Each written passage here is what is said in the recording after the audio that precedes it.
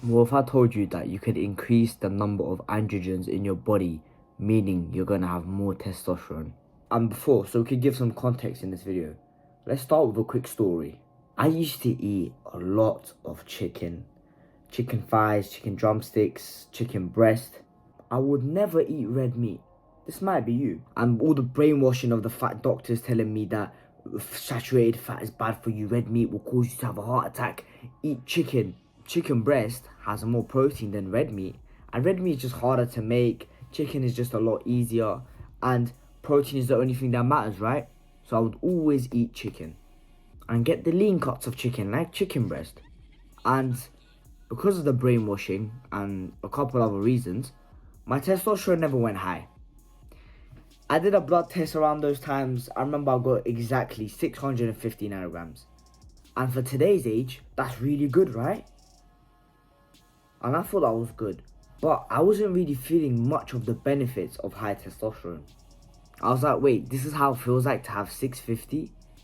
Imagine if people were 300, 200. But then I learned about the androgen receptor. Now, let's give some context. What is the androgen receptor? The androgen receptor is responsible for binding all of your androgens. Androgens means all of your male sex hormones. So testosterone is just one of them. For example, androgens can be testosterone, DHT, dihydrotestosterone, DHEA. Those are all androgens, right? And there's the androgen receptor. Let's see, there's an androgen receptor here. And there's androgens here. It needs to bind to the receptor in order for it to work. So if it never binds to the receptor and for some reason the binding gets blocked off, then you will have no testosterone activity. So that's why you could have high total testosterone in the blood, but if it doesn't bind to the receptor, then there's no fucking point. The androgenic effect we want of high testosterone comes from the receptor. And then there is the estrogen receptor. You probably know what that is. Imagine all of the female sex hormones, estradiol, estrone, there was one more. It has to bind to the estrogen receptor in order for it to work. Now do you understand? So the reason why you have gyno, the reason why you have bitch tits, is because your female sex hormones binded to the estrogen receptor more than is usual. And to emphasize my point on the androgen receptor, there was a guy, he had normal testosterone, normal DHT, all the male hormones were completely normal, except one thing.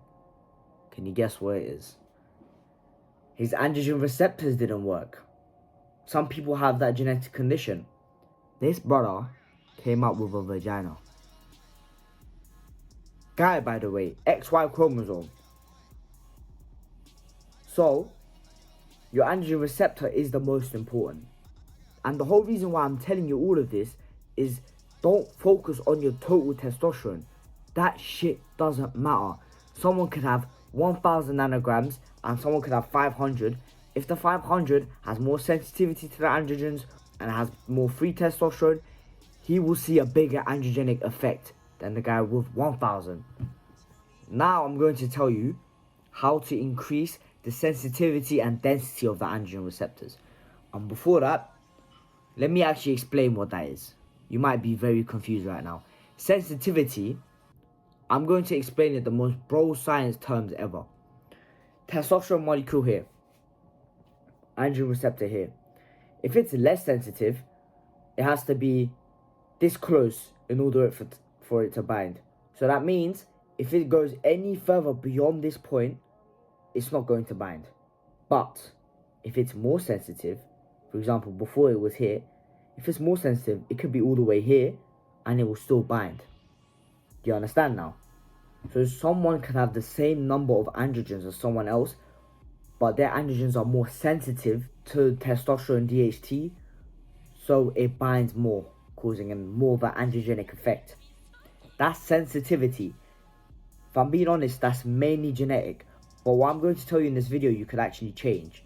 But, just so you know, the sensitivity, most of it you can't change. Then we've got the density. This one makes the most sense. just how many androgen receptors you have. So let's say I have 100 testosterone molecules and only 10 androgen receptors, not including the sensitivity. There's only 10 receptors for it to bind to anyway. But let's say there is 100 androgen receptors. Of course, a lot of the testosterone molecules will get bind to. So basically, in common words, how many androgen receptors you have. Now that I told you what it is, I'm going to tell you this one food that increases the sensitivity and increases the androgen receptor density. And that food I talk about a lot on this channel. And that food is red meat. I know you probably fucking shook your head. Oh, it's just not this shit again. You wanted some magic way to boost your testosterone. But I'm telling you, most ways of boosting testosterone is very basic. And if you want to hear some magic formula to boosting your testosterone, get off this channel and go watch some clickbait YouTuber talking about this random supplement that 3x's testosterone. Those are fucking lying scammers. And the reason why red meat boosts your androgens is because of this mineral called L-carnitine. L-carnitine increases the sensitivity of the androgens and the density. There's other foods with L-carnitine in it, but it's really low compared to red meat, so it will be not enough.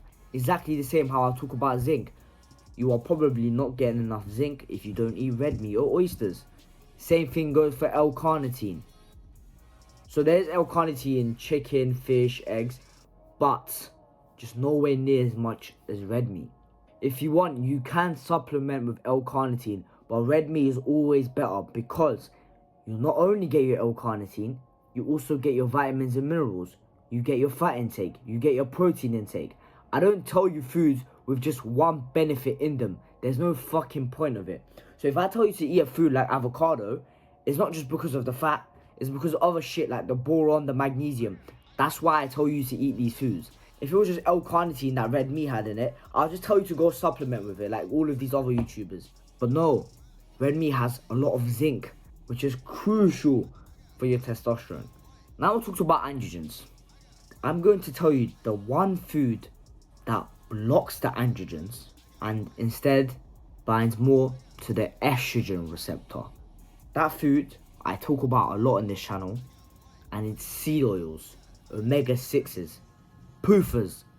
The biggest reason why men have low testosterone nowadays is because they eat too much seed oils. It's not because of sleep, it's not because they don't work out, it's not because they drink plastic water bottles, because I'm gonna be fucking honest, that does not bring a big effect to your testosterone levels. Sure, it does some effect. If you cut out all plastics, you're gonna see a testosterone boost. I'm not saying you won't, but there are a lot more important things to worry about rather than BPA and plastics and shit. That's why I hate when people talk about the reason why you have low testosterone is because your water bottle is not metal. That's not the reason why. It's like focusing on the little shit when you're not trying to fix the big root issue. So, now you can blame your gyno on all the junk food you ate. So, if you got to the end of this video, you have a better attention span than 99% of people. 99% of people can't watch this video because it's a human interacting with them, you know. They need like mad zoom-ins, they need some stimulating shit, or their attention span can't be kept entertained. So if you enjoy content like these and you want to find more ways to boost your testosterone, go ahead and click the subscribe button. I would very much appreciate it. That's been Team TMS Harder. Bye.